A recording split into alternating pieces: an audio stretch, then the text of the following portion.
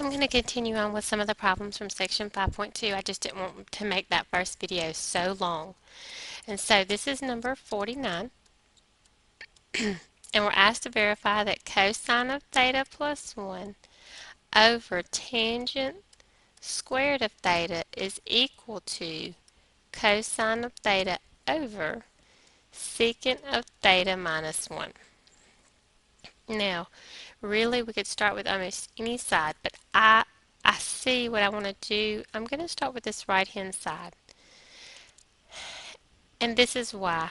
I know from my Pythagorean identities, and I'm just going to write this down here, that tangent squared of theta plus 1 is equal to secant squared of theta. I know this. What I notice is on the left hand side I have tangent squared of theta on the bottom, and on the right hand side I have something that could be worked into secant squared of theta minus 1 if I had taken this one across. So this is my goal, to get the bottom to here so I can make it go to tangent squared. And so that won't be hard to do. What I'm going to do is multiply the top by secant of theta plus 1 and the bottom by secant of theta plus 1. And that was one of the tips and tricks in your list of things to do, is when you see that cosine of theta plus 1 or sine of theta plus 1 or minus 1, you can always play with those and do the opposite, what we call the conjugate, to help those work out. So on the left hand side I still have cosine of theta plus 1 keeping form with tangent squared of theta. On the top I will have cosine of theta times secant of theta plus cosine of theta. On the bottom, when I multiply this out, and this will be like foiling or distributing, I'll have secant squared of theta. This would be plus secant squared of theta and minus secant of theta. Sorry, plus secant of theta and minus secant of theta, which would be 0. And the negative one plus the times the positive one would be negative 1. So the bottom is where I wanted it to be. And again, one of your tips was keep in mind where you're going. What is your goal? And so I knew I wanted to get tangent squared, and I let that drive me for the bottom. So on the bottom of the right hand side, now I know that secant squared of theta is minus 1 is tangent squared of theta. That's by the Pythagorean identity. Now the top. Cosine of theta times secant of theta. Well, secant of theta is 1 over cosine of theta by the reciprocal identity. And we know that cosine of theta divided by cosine of theta is just 1. So on the left-hand side, I have cosine of theta plus 1 over tangent squared of theta. And then these, I have the same thing. I can just rearrange this because addition is commutative. So I have cosine of theta plus 1 over tangent squared of theta, and the sides are equal. Yay! One more down, and hopefully that wasn't too bad. Let's look at number 52. And guys, I hope this is helping. I'm just trying to throw out some things there, walk you through some problems to give you plenty of opportunity to maybe think about how things are working. 1 over secant of alpha minus tangent of alpha is equal to secant of alpha plus tangent of alpha. Okay, so I always consider my fractions a little bit more complicated than my non-fraction sides. So I'm going to start with that one, and I'm going to use that rule again that we just used and that they suggested in your handout of multiplying by the what I call conjugate. They didn't use that term, but it's the same stuff with the opposite sign in the middle, on top or bottom. So on top, I would get secant of alpha plus tangent of alpha. And on the bottom, I'm going to have secant squared of alpha. And then I would have negative secant tangent and positive secant tangent, which would make 0. And then I would have negative tangent squared of alpha. All still equal to that secant of alpha plus that tangent of alpha on the right-hand side. Hopefully you're beginning to recognize that secant squared of alpha minus tangent squared of alpha is 1 by the Pythagorean identity. This would just be 1.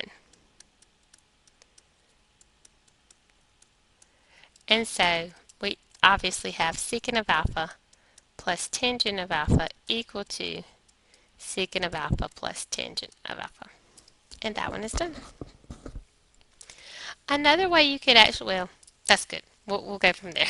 There's another way to think about it, but hopefully one way will do you. Okay. I'm trying to look through. 53 looks a lot similar to one we just did. 56, similar.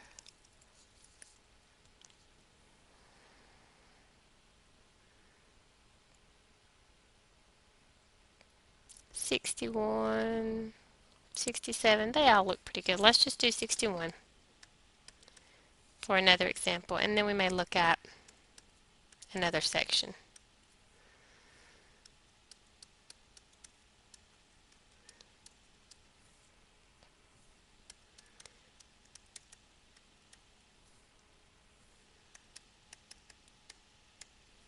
Okay, so we have on the left-hand side something that needs to multiply together, and on the right-hand side something that has already been multiplied out, but one is in cosines and one is in sines.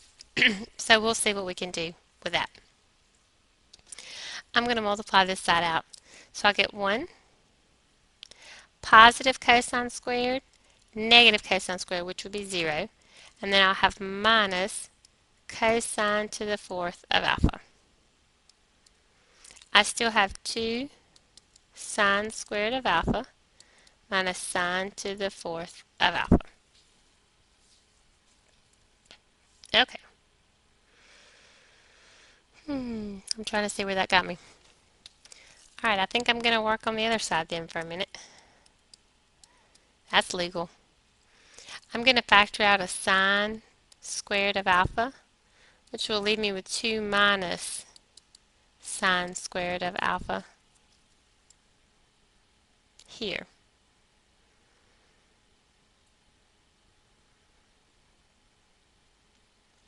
I've got to get one of them into cosines or sines. I tell you what, I keep flip-flopping back and forth. Let's go ahead and change this to sines. Cosine to the 4th is really cosine squared of alpha squared. Do y'all agree with that? I hope everybody is saying absolutely that's right. Cosine to the 4th is actually cosine squared squared. But I know what cosine squared is. It is 1 minus sine squared of alpha.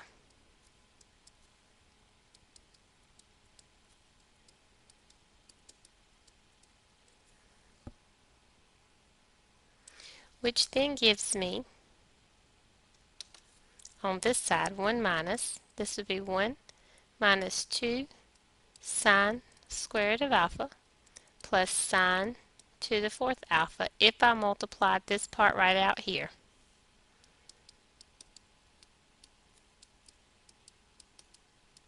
This was probably not the most direct way, but it's the way my brain is going.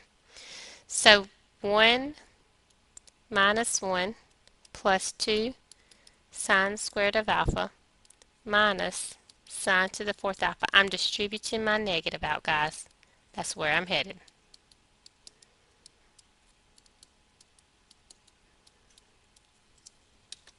And then that makes 0.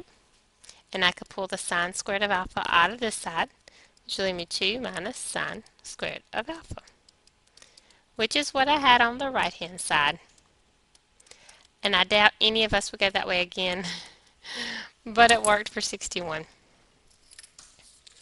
Okay, so there is a lot of feedback for 5-2. I didn't work every single problem, but I worked most of them, and hopefully that will be a little bit helpful to you.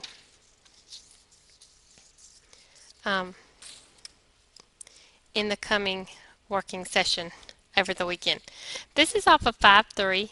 I'm going to do one really quickly, 65. They ask you to verify that cosine of 2x is equal to cosine squared of x minus sine squared of x, and they even gave you a hint. Their hint was that cosine of 2x is the same as cosine of x plus x, which was a nice hint, because now we can apply our cosine rule, which says you have cosine of A, cosine of B minus sine of A, sine of B, where this is sort of flowing as your A and B. So what I applied was my identity for sum of cosines. Remember, sum of cosines actually turns into a difference. This is cosine squared of x by nature. This is sine squared of x by nature.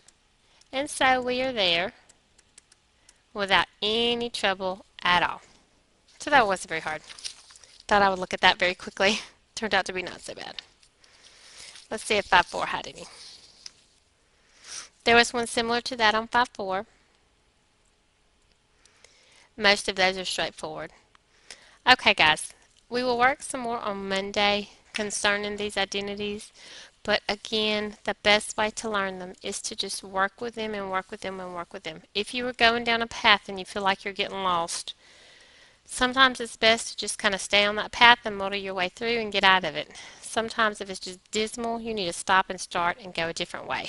Okay, I hope this has helped, and I will see you guys Monday.